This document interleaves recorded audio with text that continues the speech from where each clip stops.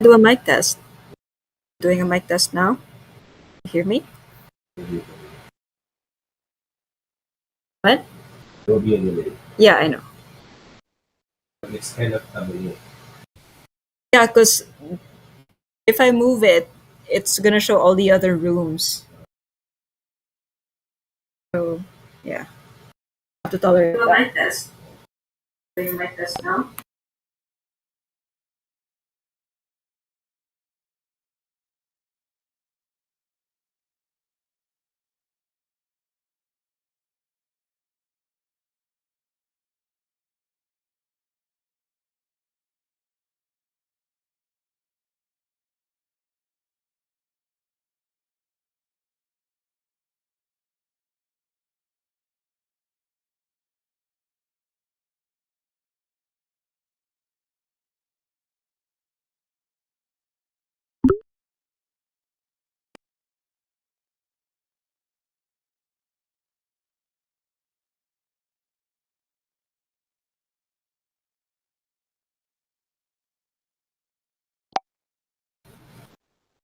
Hi, Wahida. Hi. Can you hear me Are you? okay? Yes, Okay, so I'm perfectly. right because I'm not using any headphones. Okay. That's my camera.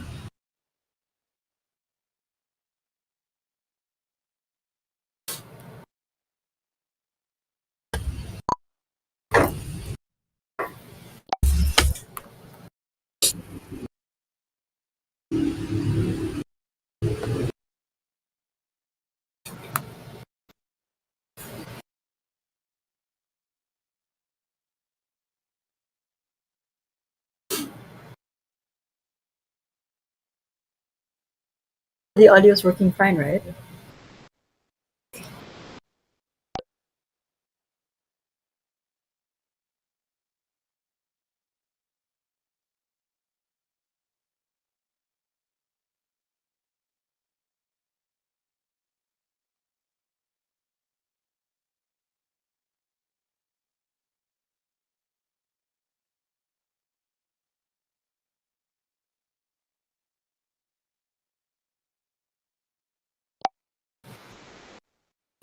How are you feeling? Are you still nervous? Very much, yes.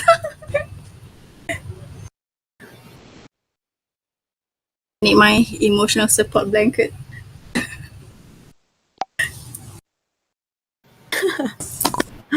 You got this.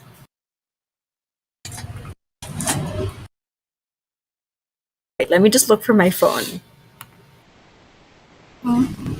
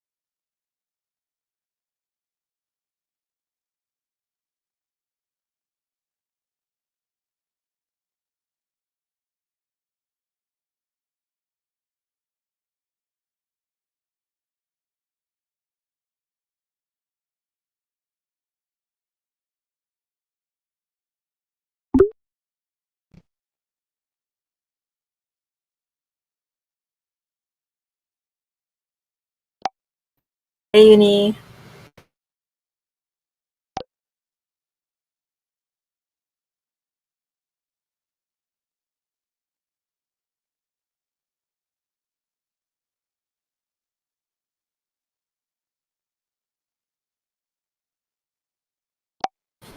Okay, just gonna do another mic test.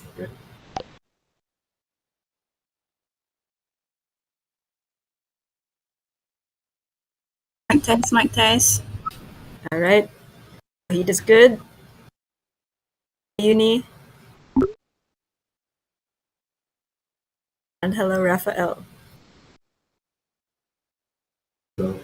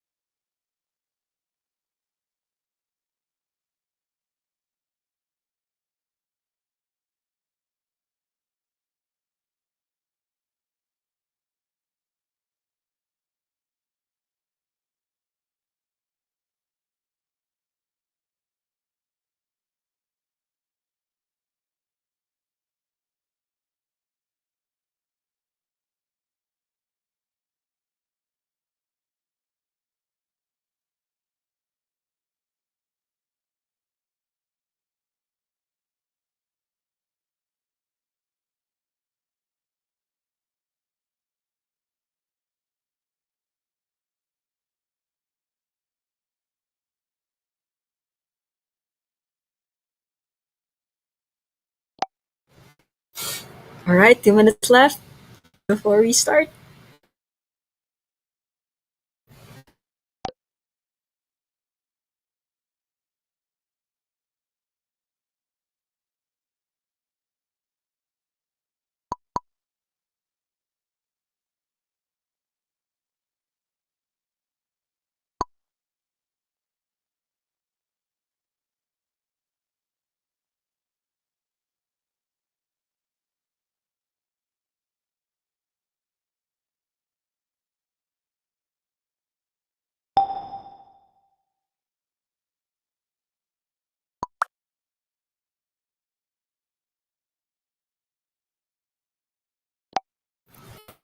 Hey, Uni. Hope you can have your camera on. Hi, about that. I was supposed to, but I'm currently in transit, so Oh, okay. Damn. I'll try to later if you arrive early. Okay. Okay, so it's 8:15. It's time to start. Although Winona is not here yet.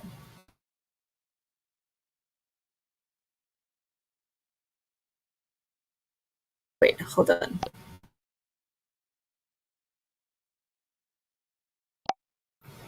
Okay, Raphael said we can wait for her for 5 minutes. Okay? All right.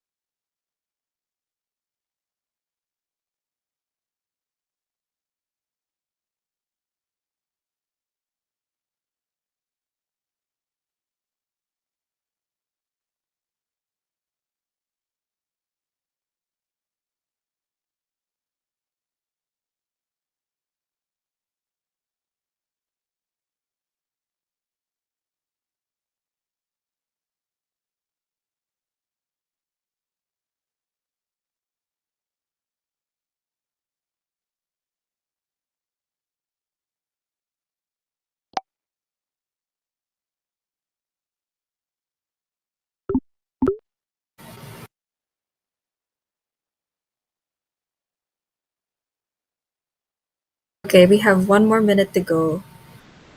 Oops. Hello? Can you guys hear me? Hello? Okay. Okay, thanks. Um, So now it's 8:20, so I think now we can just start. We'll just see what happens to Winona. I will just post the IG story, and I've tagged Winona, hoping she'll see it. I also DM'd her, so we'll see. But anyway, I guess we can start. Okay, I've posted the story now, so feel free to post, and I'll just introduce you guys briefly like last night. Oops. Okay, so good evening, everyone, and welcome to Zinester Talk, Episode 3. This is a part of the Sealet Circle Writers Festival. Tonight we're joined by, although supposedly Winona, but she's not here yet, Yuni Okamoto, who was with us in Zinester Talk Episode 1, and Wahida Kamal, who's been listening in these past few nights with us and is the one who's been taking our pictures. So, Yuni and Wahida, if both of you are ready, you guys can go ahead and start the session.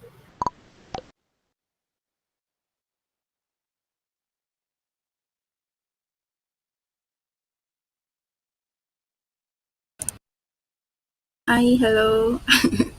How do we start? I wasn't here the first. I wasn't here from the start on both days, so I'm not really sure. Maybe I'll start with introducing myself first. My name is Wahida. My zine is the beheading of a flower. Uh, how do I go about? I've been writing on and off since I think maybe 2014. Yeah, but I've never actually put myself out there. Uh, so all of this is kind of not new to me. But yeah, this is my first time making a zine and actually joining a talk, so I'm nervous, as I said before. Yeah, I think that's it for me. I think we can move on to uni for now. Also, sorry if it's a bit noisy. It's quite noisy around place. Hi, Wahida. Nice to meet you. I love how you said that it's your first zine because the same with me. So I'm Uni, and my zine is called Scapegoat. It's a risograph zine that features just one piece of poetry. It's also collage art in one. So I've been writing for as long as I can remember. I started with journalism, and then I branched out into like marketing. So got into blog writing as a profession. Outside of my work, I used to do a lot of spoken poetry, so I performed it in the stages. I had a phase where I did what do you call that? Screenwriting. So I wrote a play, and yeah, now I'm into flash essays. So my writing journey really fluctuates and depends on where I'm at right now in my life as well. Yeah, really excited to talk with you and your zine and your process. I guess we can start with that. How did you draw inspiration for your zine, Rita? Inspiration. I've been thinking about this question. I feel like this is a very commonly asked question, right? Like, what is your inspiration? Uh, I think for this zine, initially when I was trying to figure out what to do, I didn't know what to do. So I sort of like created a playlist and I asked my friends to share to recommend songs to me. Thinking that maybe I can write like a poem for each of my friend. But I think that was a little too ambitious for me because obviously that didn't happen. Um, and I was thinking because I think I can't remember exactly, but I think maybe I was going through Sealit Circle's website, just like browsing through the Instagram page, and then because this community is very focused on Southeast Asia writers, which I never knew before. I think maybe I saw an Instagram story ad, something like that. And then I thought, why not I try to write something that um, is more focused on my country or my experience, or no, not to say experience, like my view as I guess, a Malaysian, a citizen of my country. And this is actually my first time also, because I've been writing since I was a teenager. So my writing usually I mean, my poems usually are about, I guess, love, quote unquote love. I would put quote unquote there. But so this zine is very new for me, because it's me trying to write out of my comfort zone. That I'm where I'm holding a pen. Trying to write out of my comfort zone. But according to my friends, I did pretty okay. Like, they like what I write, so that's good enough for me. Trying to overcome that perceived internal judgment. I think some of the other writers talk about this also. The past 2 days. Does that answer the question? Does that answer your question? Like, oh, I'm so nervous right now. Yeah, yeah, no, it's okay. You totally answered it. Thank you for that. I really liked your zine. There were a lot of lines that were so powerful. I had to just stop and breathe for a second. So one of my favorites there was, I think it was called G15. Mm-hmm. I'm assuming that's like a room number, probably, right? Or a number or something. J15 stands for General Election 15, which was the election in Malaysia last year, Ah, okay. November last year. Yeah, because that I was really my like that. first time voting. So it left an impression on me as a first time voter. Ooh, okay. Love that. So there are what do you call that? It's your first time voting. It's your first zine, so I like the alignments there. I also really like that line. It said something like, "All I have done is line up for this country," something like that. That was so powerful. I had to really, All of that shit from the country. That was yeah, my favorite too. yeah, I really had to like sit there and digest because I also relate. I was also a first time voter last year, and um, well, the results weren't very to my standards, for a lack of better terms. So I definitely felt this piece the most. I would say it's my favorite. So really, thank you. And it's really nice. I mean, not really nice. It's really interesting to see that have similarities in our lived experiences, even though we live in different countries. So like with the elections and feeling like this is all we've been doing for our countries. So it goes to show that there are certain experiences that, although are different, sort of transcend and come together, I guess, if that makes sense. But yeah, to answer my question earlier as well, for my zine, what really inspired it was a lot of anger for the social issues that was happening in my country, and not just my country, but particularly the school where I was at when I wrote it, because they were always just brushing aside, trigger warning, sexual harassment and abuse allegations and issues. So they always just brushed it under the rug, and it was so. It happened too many times that I couldn't say it was an isolated incident. It was systemic in a way. So that's really what drove me to write mine. It's hinged on a specific person that I know in real life who went through those issues. But it really goes to show that there are like more scapegoats out there because of how systemic the problem of misogyny is. So that's for mine. I'm wondering about yours. Why did you title yours "Beheadings of a Flower"? The beheading of a flower. The title?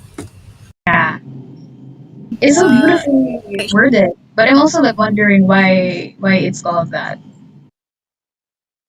oh, the I think I had sort of like a eureka moment with that title, if I can say so.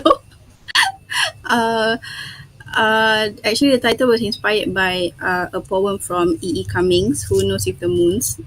The last line, I don't really remember, but it says something like flowers pick themselves, if I'm not mistaken.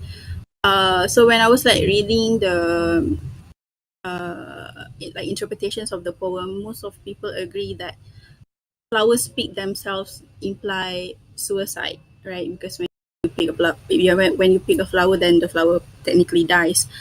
But I like to see it as having the freedom to make your own choice, or like to choose your own fate, kinda. So I chose the beheading of a flower because beheading is punishment, right, and execution to say. So like, and a flower is something delicate, something fragile. So like when you, I guess, execute or like behead a flower, you kill or you destroy something that you are supposed to protect in a way. That's what I'm trying to deliver. I guess that's also I'm hoping that the title sort of like adds the overall tone for the zine, because I wanted to sound angry as well in the zine. I feel like lately my writing has sort of like circled around that emotion, a lot of anger, a lot of negative feelings, which I can definitely see in your zine as well. Because so I'm just like moving on to your zine, because I remember when I'm like just swiping on my phone, I was like, oh, this is very striking. All the visual, the lines are very striking. Uh, I guess I didn't know what to expect. Scapegoat. So when I was just swapping, I was like, oh, okay, okay. But then I really understood your message with misogyny and all the systemic misogyny and oppression engagement. Also, I remember that on the first day you discussed said something about risograph, right? I'm really I'm a bit curious actually, because I didn't listen to the whole thing. Because I didn't listen to the whole thing, but I'm actually interested how you incorporate this risograph in your art, in your poem actually. Also, yeah, thanks for asking. So, what I really did is do the poetry first, and then I joined a workshop. So, it's an online workshop, and they taught us how to do risograph. So, I was there with professional designers who all used like design or Photoshop, and I had no idea.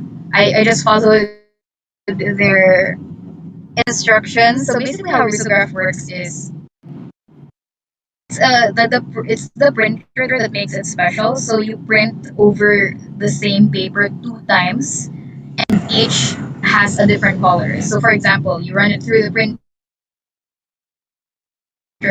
one time, and the color is black. Then you put it in the printer again, and then the next thing that and the color is like red. That's what happened for my zine. Those are the colors that I chose, just because I felt like it represented anger really well. Those colors were both like present in our scenes as a motivator. And as for the design aspect, the risograph, I really just used Canva. Again, not sponsored. I just sourced from their library of free images, and I cropped and I put them all together. So I collaged them. It's really hard to explain, but it's basically like collage art that's done manually. So I just like cut things up, cropped things to my standards, and then I tried to paint a story with it. So I did not have like an outline in mind for the design when I made it. Similar to my writing process, my design process is also very spontaneous. So what I feel when I look at that blank page that just says the first line of the poem is what I just started out with. And it just snowballed from there. So I just really try to feel what I'm feeling in that moment, and I use that as a motivator. So of course the poem was angry, right? Very angry. So of course it also bled through the design aspect. I'm not sure how if I'm explaining this clearly, but let me know if that answers your question. That's my process for the risograph.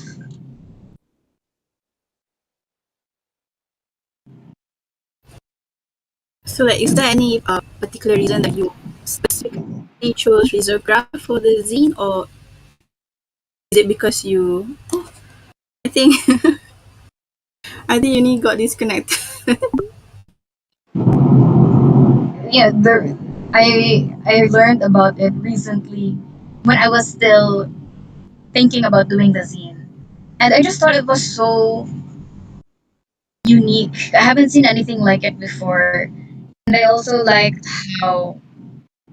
um, how simple it was, because like risograph printing existed like way back before our digital printers. So I think from what I recall, it was founded or it was started in Japan, and then was used to print out like activist related posters and statements, because it was, I think from what I recall, don't quote me on this because my memory is hazy, but from what I recall it was cheap to do risograph printing back then.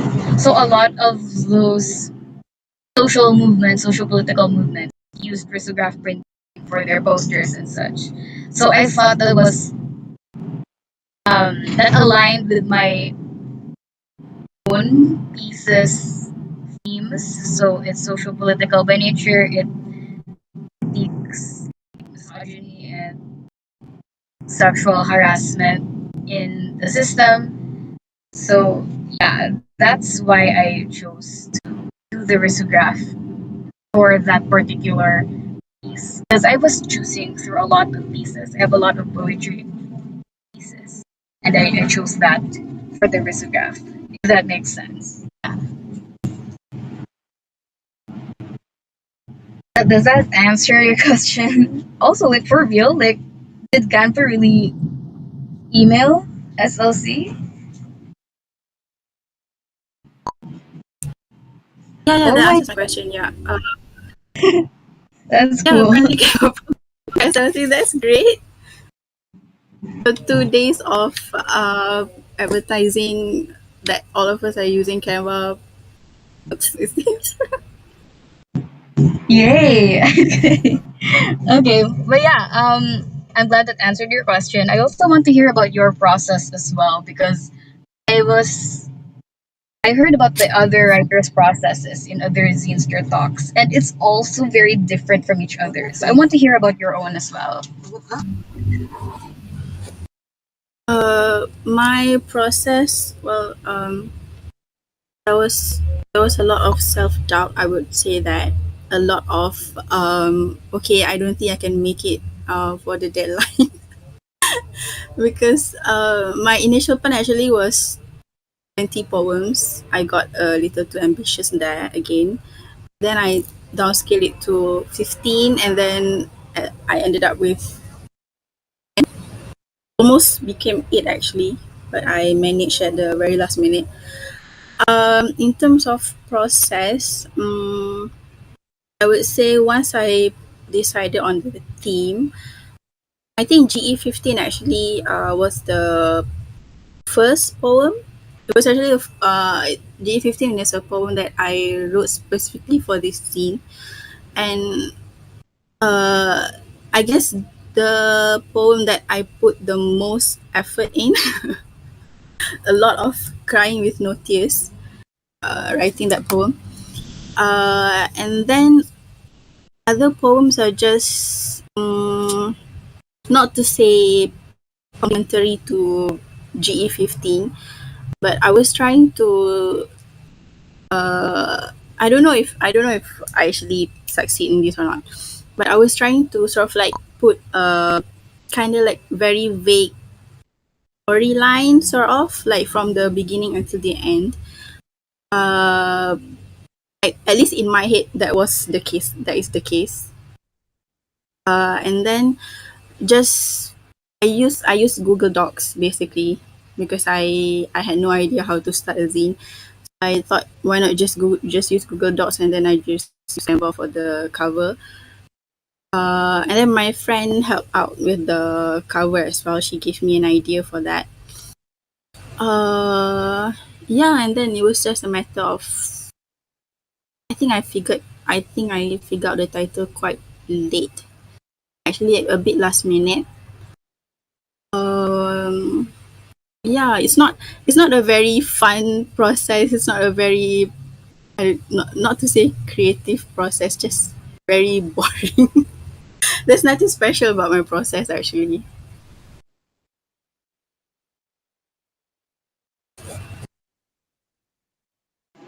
I don't think it's boring. I think it's no frills and straightforward, which I really like because my process is like sometimes sometimes I end up overcomplicating things and I end up not doing enough writing. So I like how yours is just very straightforward. I think there's simplicity. I mean there's power in simplicity rather. So I really like that. Yeah, just writing words down, basically. Yeah. Just a lot of writing, a lot of crying to my friends. I even printed out like a very early draft copy of the zine. And then when I met up with my friends, I was like, okay, you guys have to help me workshop this. Yes, crying, crying without tears. There is just a lot of complaining to my mother and to my friends. My mother she's a very huge supporter actually. When I found out about this event, I told her first, and she was like, "Yeah, you should do it. You should try." So I don't know if she's watching or not. She said she's gonna watch, but I don't know if she's here or not. But yeah, and my friends actually helped a lot too. They helped me to choose which poem should go in. I even showed them my entire like archive of poems, which I never showed anybody before. I never showed my poems that many poems to people before. So shout out to my friends. I think they're on YouTube. I may watch this live stream. Yeah, my friends helped me a lot too. So I had a lot of support around me. Speaking of friends, you know how a lot of people say writing is an act of solitude. Let's break that stereotype. Let's break that conception for a moment and let me know uh, who do you think really helped you create this scene? Like who's someone you can think and yeah, basically help this scene come to life.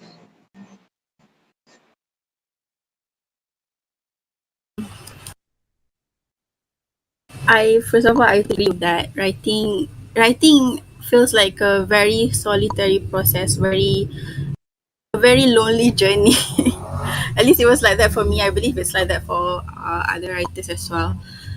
But for me, for this zine, I don't have any particular person in mind, but I don't. I would say my mom. My mother is the one because every time I wrote something new for the zine, not many. I think I wrote like maybe 4 new poems for this zine. The rest are just pulled from my other older poems. I will make her read it, and then she will be like, "Yeah, yeah, this is okay, and then I will be studying her reaction, like, is this good, is this not, like, do you understand this line, do I need to change this word, is this okay, are you getting, do you understand what I'm trying to say, like, is this my fault coming through? Those kind of things. For my friends, yeah, because I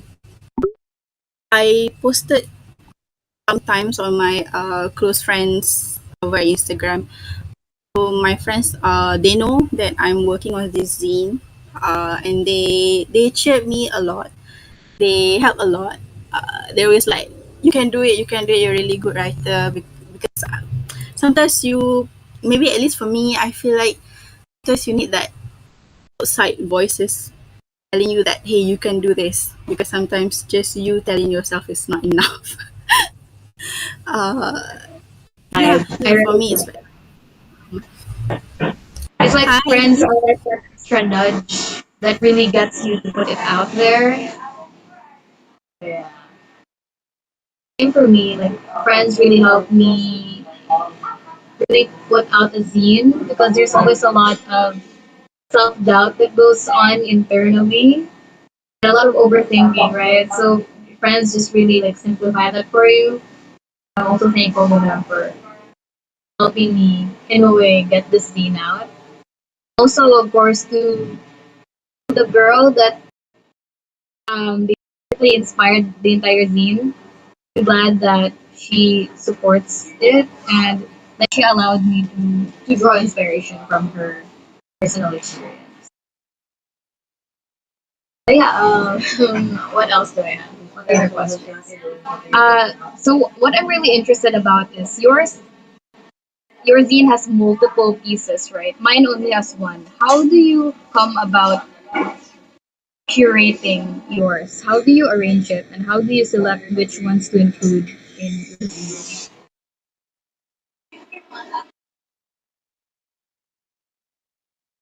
um how do I go about selecting which poems? For me, because the main poem, or at least like the first poem that I wanted to include in the zine is GE15. So I tried to build, sort of like, to say, to arrange my poem so that everything else complements G15, kinda, or anything, basically any angry poems that I can find in my in my archive, because I have a lot of sad ones, and I don't want to sound sad in the zine. I want to sound more angry.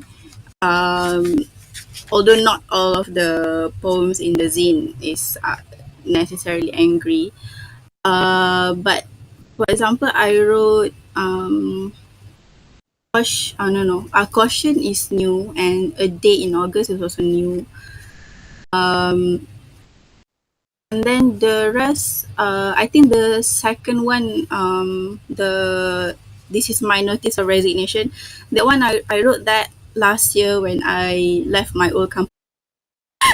And then I have, what else do I have? I have, the last one, A Shopping List for the Dead. That one is also new. That one, I didn't write that trying to sound angry, but at that time I think maybe because I was kind of into list poem. I think list poem is very simple. You're just like listing things, kind of. And then I don't know where the idea to write about death came from, or like writing from the point of view of a dead person. But I thought it's a nice ending, I guess, to the scene. Sort of like, hey, let's wrap it up here, rather than from the point of view of the living. Let's see what the dead has to say, something like that. Yeah. I like that, and it ties in nicely to your title as well, which is beheadings. No one can survive a beheading, so of course it makes sense to end it in like a death themed piece. Yeah. And one word I'd use to describe cuisine is haunting. So as you said, some were angry, some were not. But I think the commonality from all of the pieces I've read is they really want, like, for GE15, the last one on death, the one on resignation, it really sticks with you and makes you think in in an unsettling way. So I like that about your theme, and I like how it all ties into that one feeling. For me personally, it could be a different experience for others, of course. But it's the eye of the beholder. But yeah, with that, how what would you say is the central theme of your theme?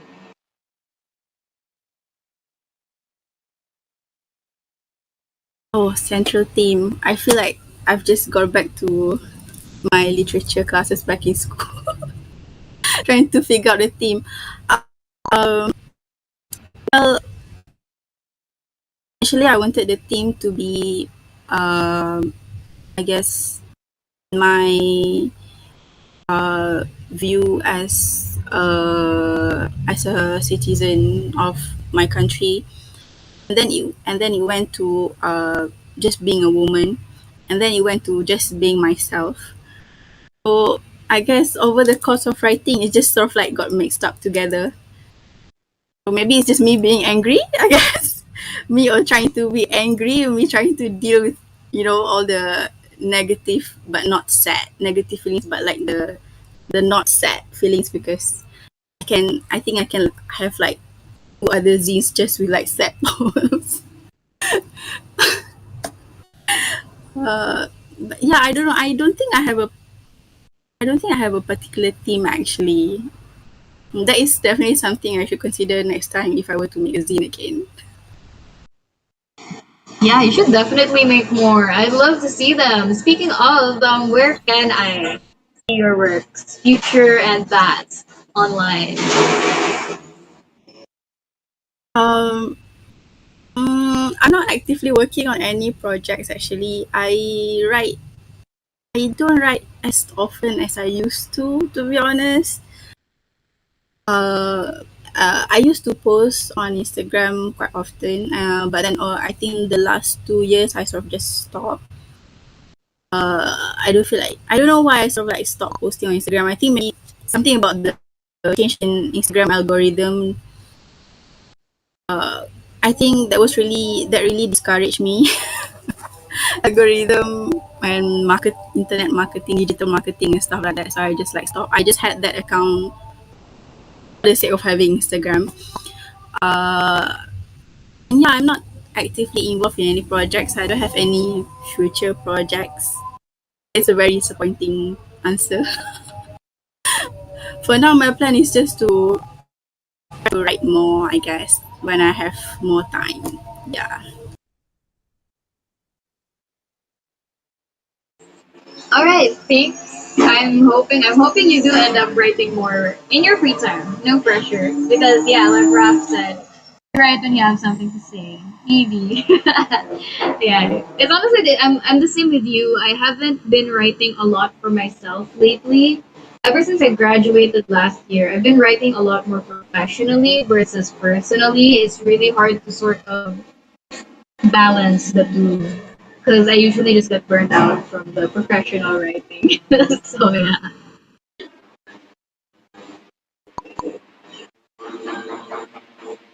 For me, I because you have a lot of background in writing as well, right? Because for me, my current work has got nothing to do with writing. So um, I just write if I still have some energy left after I come home from work. So I don't write a lot. I don't write much these days. I used to be able to like just come back home and then at night I just like sit down and write for like an hour. That was me before the pandemic. And the pandemic happened and I don't write as much anymore. I think last year because I participated in a local anthology, that was when I started to try to write more seriously again when I have time because I'm on off. I'm also hoping that maybe after this zine, I will have more ideas or more. I don't know. Maybe maybe I'll do more in the future. I'm not really sure. Looking Yeah, forward to more of your works. for sure. Same for me. Steph said she has a question. Okay, go ahead, Steph. And thank you. I hope we do find the time and space to write for ourselves more and more. Yeah,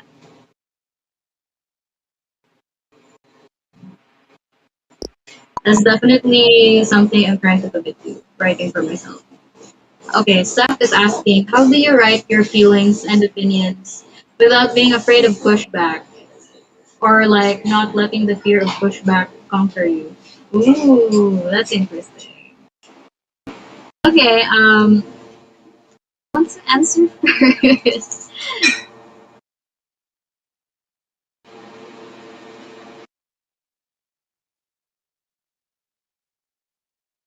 I gotta think this answer through because this is something I struggle with still. So, asking for Asking for a friend. yeah, I used to be. This was always like a problem for me because I studied journalism and I was in it deep at the height of cancel culture.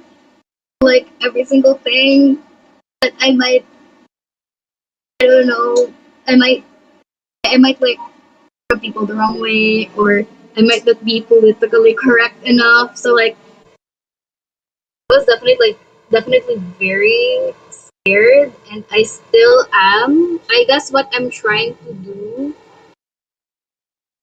so I won't be pushed back too much is I just try to be more compassionate with myself. And I also just try to think that nobody really cares. You know, if I post my writing, they don't agree on my opinions or they think my feelings are too exaggerated or whatever. They're still valid and they're my own, you know. So I'm not sure that's helpful, but I just try to hold space for myself and be compassionate because it's really hard. Maybe you have clearer answers and tips for us, Wahida, asking for a friend. Let me think of something better to say. Oh my god. Actually, my answer is the exact opposite of that. What I do, um,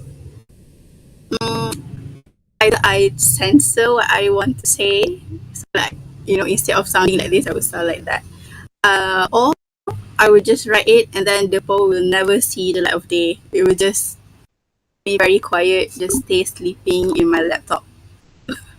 Nobody will ever read it.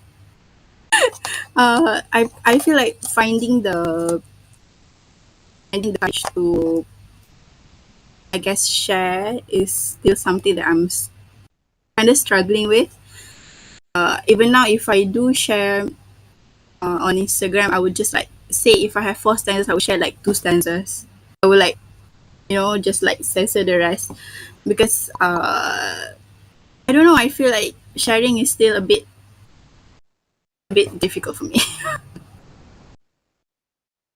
So I have not yet um, conquered the fear of pushback. I'm still very much of that.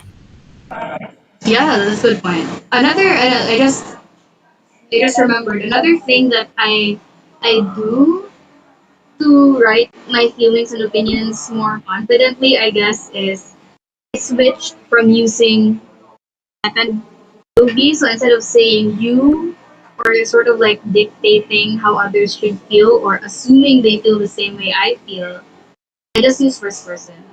Even if it sounds a bit self centered to me, I just use it because I have no idea. I have no way of knowing how other people are feeling or whether they're feeling the same thing as me or share the same opinion as me. So instead of sort of generalizing it by saying you or we, you know, like the way like motivational speakers do. So I just use I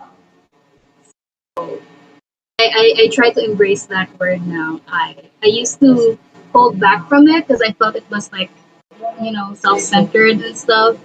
But at the end of the day, all I know, like the best person I know is me. Yeah, I'm not sure that makes sense, but that's something that sort of helped me. Yeah. Oh no, that's I think that's totally very admirable. For me, even though I've started writing since like 2014, I think, but uh, none of my friends, not even my family members, know that I actually write until I think like maybe 3 to 4 years ago. Then I remember like showing my one of my poem to my mom, and then she was like, "Who wrote this?" I wrote it. Then she couldn't believe it because I never opened up about writing to her, even though she's a writer herself. Because you know, security, I guess. So even posting on Instagram, uh, I used to post I think maybe once or twice a week, and even that I wasn't using my name. I just came up with a username and I just stick with that. Uh, because you know I think it's I for me I felt safer just hiding behind that anonymity. uh I think it wasn't until 2020 I first joined my the first writing coach that I joined. Then that was also me stepping out of my comfort zone because that was for me that was the equivalent of like, hey, I'm a writer just like you guys, you know. But I met very very awesome people there. And I guess that was also when I realized that you know there are many writers communities out there that you know you should actually join, and then you should actually, I guess, people writers with writers like you that you should mingle with so that you don't feel as alone or as struggling. Yeah, but that Agree. is Yeah. something that I'm teaching myself still because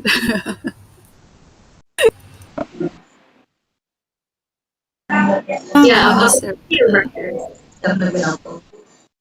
That's why I'm like so thankful for SLC because I got way more active with writing for myself since I started,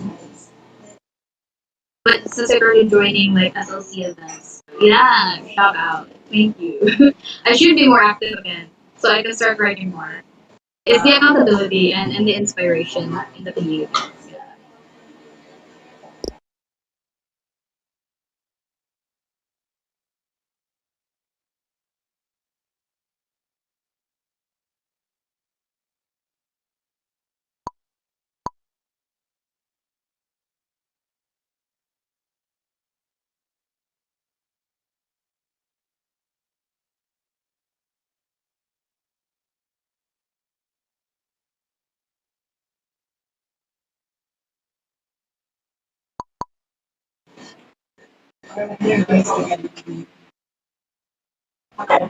Oh, okay. Steph has another question. In another world, would you like to be able to post your work in public, like so on social media, or are you okay with less publicity? As both of your writing can change people's perspective. Lida, you want to answer this first? um me, I still feel comfortable not sharing publicly as of now. But I think I would really have, you know, like a book published someday because I would love that. But in terms of social media, I would like that actually. Is my camera glitching? All right, I glitched on my end.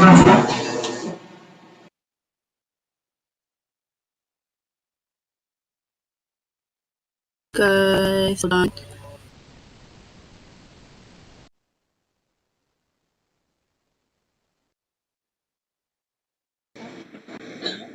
Hello? Where'd you go?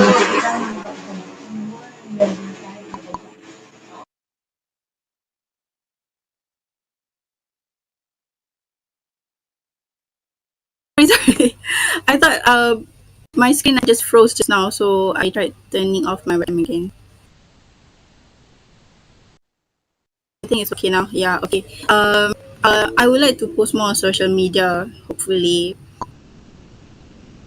but I have no concrete plans at the moment because I feel like sharing on social media is probably not it for me right now. Maybe in the future I'd like to, but my focus is to write more and hopefully come up with a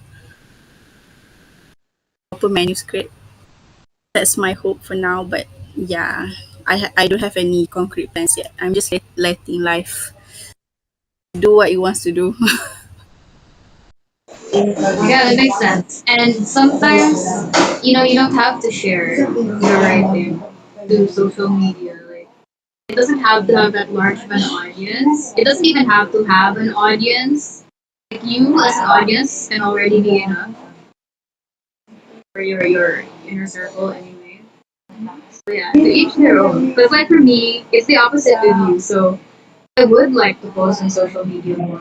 It's just I haven't been because my perspective or my relationship rather with social media changed a lot. So before I just saw it as a journal, an open journal. So I would just mainly write without really like thinking too much about how others would feel or whether it would get enough likes or comments or not. But ever since people started expecting things from me as a writer, I've been getting a lot of pressure and it sort of gives me a sort of writer's block. Like it scares me a bit not be um, living up to my previous works. So that's something that's stopping me from posting in social media. But I would like to post more, honestly. So yeah. I agree with that. I feel like, and this nobody said this to me. This is all in my head. You're just thinking that hey, maybe this is not as good as the previous poem. I shouldn't post this. Nobody will like it. And then I feel like I put too much expectation on the likes, and then I felt too pressured by it. There was a time when I think in the span of 5 minutes, I uploaded and deleted around 10 times. The same post, like the same poem. That was how anxious I got. So And then I was relatable. like, no, no, no, no. I gotta stop. I gotta stop. Yeah. I think That was cancel terrible. I think cancel culture like really ingrained itself deep into me. Because even though I don't participate in the culture, sometimes I look at my newly posted write up and think, oh my god, they're gonna cancel me for this. Oh my god, this is not politically correct enough. Oh my god, this is too personal. Why am I trauma dumping right now? Like, I just like overthink everything. Sometimes when I post something or before I end up posting something. So yeah, I hate cancel culture for that. Oh my god. Yeah, same, same. I totally get that. I think even now I'm not posting because I think partly because yeah the social media anxiety, and then partly because I sort of like I think on Instagram that much. I just kept a few poems there because I worked so hard on my layout, all of the my rainbow colors. I used to have like over 20 or maybe over 30 posts there, and then I deleted them until I think I have like maybe 5 to 6 posts left, just so I don't have an empty page. But I haven't posted anything new since 2 3 years ago on Instagram.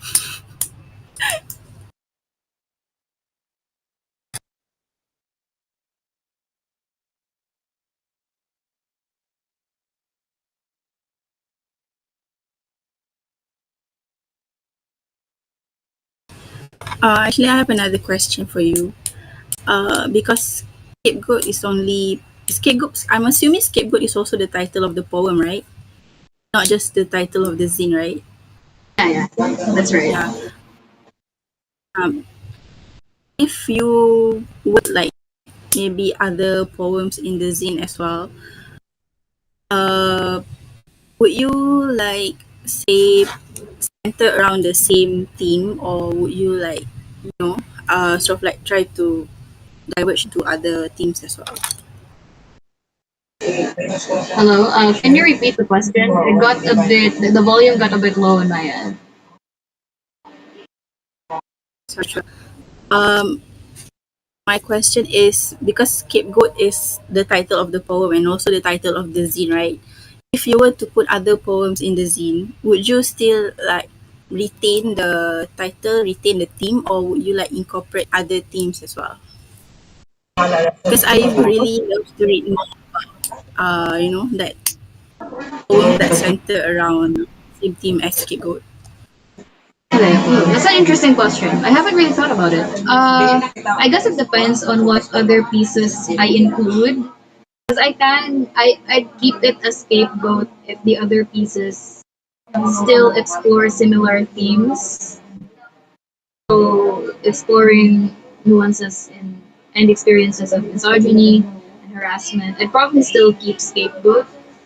But if the other pieces I end up choosing to add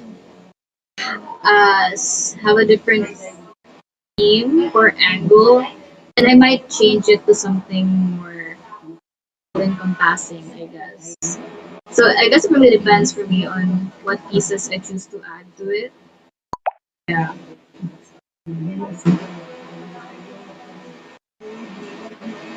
Because personally, I'm really interested to write more poems about feminism because that is something that I don't think I've ever no yeah I've never written anything about that.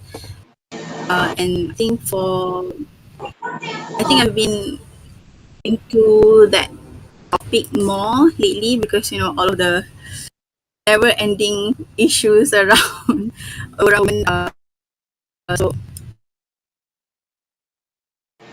Yeah, like exactly. I'm quite interested in that. So for me personally, I really want to explore. See if I were to write a poem centering around feminism, like what kind of poem that would I come up with? Because for me, I don't think I can write anything like you. Because I feel like when I was reading Scapegoat, I was like, oh, this is a totally different style than me. But definitely something that really, like I say, it's very striking. Something that really, just takes your attention. Yeah. Because my style, I think, yeah, because I wish I can write more like you, just something like, hey, I'm angry, I'm telling you right now, I'm angry, you have to listen to me. That's Yeah, why. thank you. But it's the opposite thing for me. Like I have so much admiration for your pieces because they're more articulate. Mine is just like outright angry. It's like I'm ranting in a way. So both zines have their own strengths, I would say. So yeah. Sometimes I wrote that piece when I didn't really care much for what other people thought just yet. Like the anxiety didn't overwhelm me just yet. But now it's harder to write those pieces because I just feel like they're too loud. And so I feel like I need to hide some things behind like an elusive metaphor or a figure of speech or something, which isn't bad because that's part of poetry. So yeah, one poem will one day turn into a collection. Yeah, yeah, manifesting that. Yeah.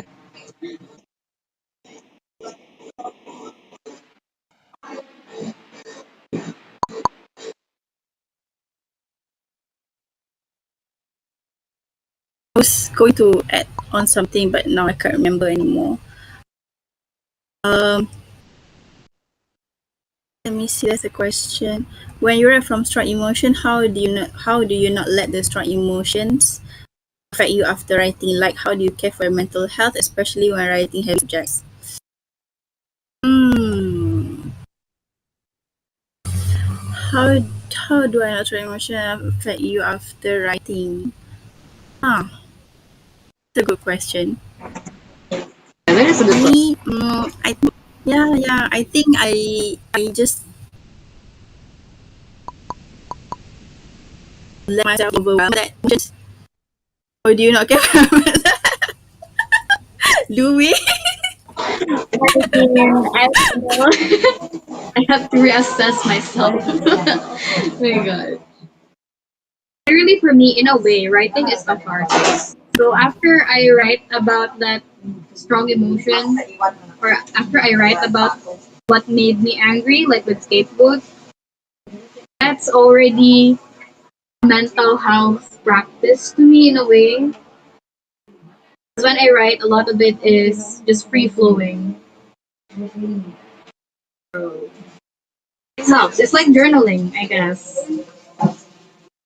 So the writing itself is the mental health practice, if that makes sense. Of course, Okay, that's a good answer. That's the answer you want.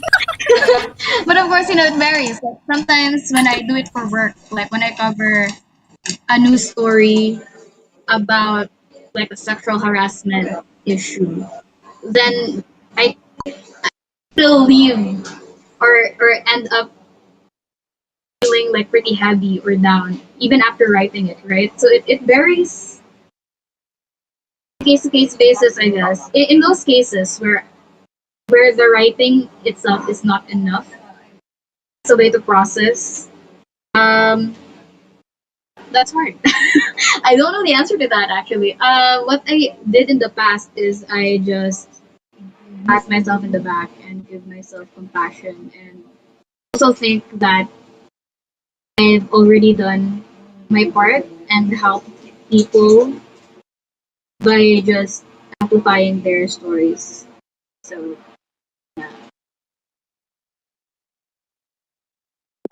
for our mental health. Um,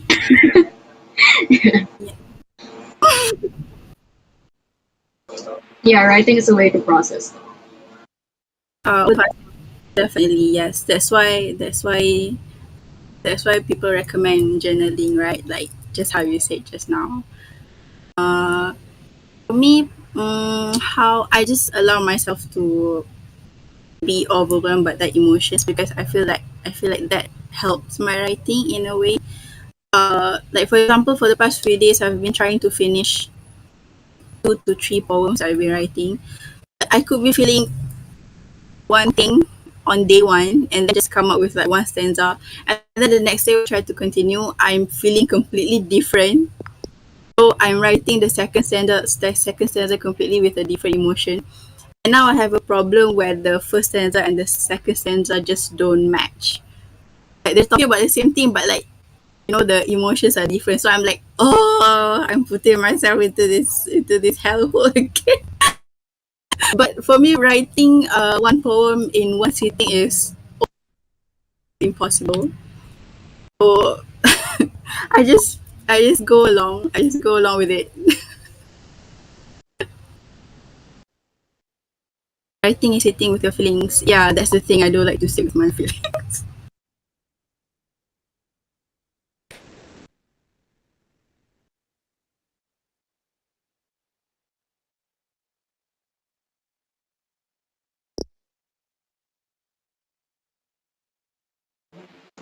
Sorry, I'm out of questions right now. I'm still trying to think of something else to ask. But yeah, definitely. Writing is yeah. Oh my god, my social battery is like so low right now. I'm still trying to think of questions. So I'm like super thankful for Steph for asking us questions in chat. Thank you for that.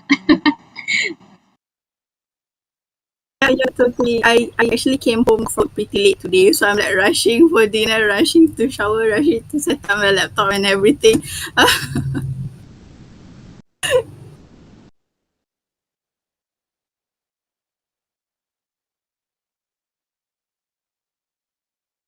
It's right. It's too bad that Who was the other one that was supposed to be here? It would have been so much more fun if, yeah, Winona. Because it's supposed to be a top for three. I think that's why we're out of questions because we're missing one person. Yeah. Uh, because yeah, I was hoping she'd be here because I really like her Yeah, zine too. her scene was great. Should we just like talk about her zine even though she's not here? Magazine. I really like the way she described the garden, the meals that she ate. So detailed. I don't know how to describe something tangible with so much detail. Because I'm usually writing about my feelings or like experiences. I don't know how to describe a certain meal or a certain plant, and she does that really well in her zine. So much respect. That green sauce, I want that green sauce so badly. Whatever that green sauce is, I want it.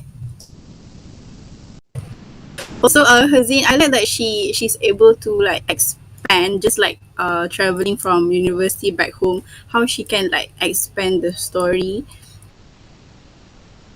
If it reminds me of when I was back in Bali, traveling home by train. Although my experience is like nothing as adventurous as hers. But yeah, I totally agree. The how she describes food is just amazing, amazing. I only know how to describe food as tasty or not tasty. That's all. Yeah, I love to eat, but I can't describe food at all. So much respect. um, what else did I have her? I listed some questions and notes on her zine. I really like the themes of her childhood days and reminiscing of simpler times. And my favorite part of her zine, I'd say, is really the garden. Mentions rice, and I'm so sorry. Maybe my Asian card will be revoked because I can't eat rice. I'm I would say I'm almost allergic to rice, so I couldn't really relate to the food part. So my favorite was the garden one, and how it emphasized the restorative power of nature. I think it was a really beautiful way of putting things. Yeah, putting it that way. Yeah. Yes, we're gonna talk about her theme because she's not here, and someone has to promote her theme. So that's great.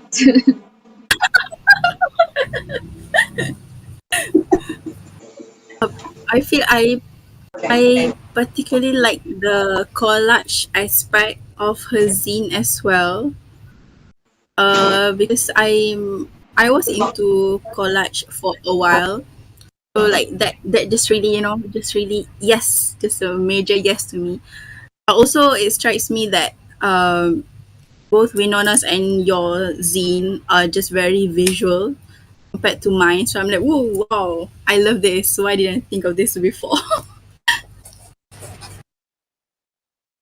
Yeah, I really liked how hers was almost like a diary of sorts. I noticed that the pictures seemed like it was actually taken by her. So the picture of the food, the picture of some of the plants in her garden. I think those were real. Like those were from her. I was really curious about her collaborative process with the designer. I wanted to know how collaborated on that and how the designer was able to really supplement the writing because I think that's what design can do for a zine, like really strengthen the writing and supplement it and make it more powerful. You know, so yeah. I hope she. What I do you hope think of so she can answer the question. yeah, I wish she's here because I really like her zine. I want to ask her questions too, but okay, maybe something came up.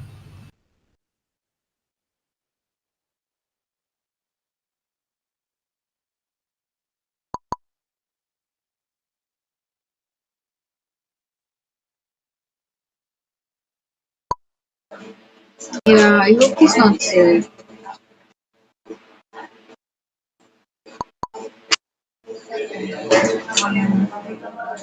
Yeah, I'm good on my end.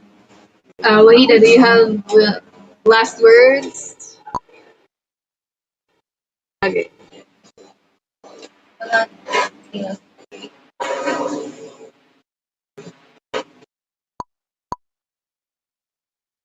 It was really fun talking to you, and I had so much fun answering staff's questions too. They really made me think. And thank you so much for sharing your team with me.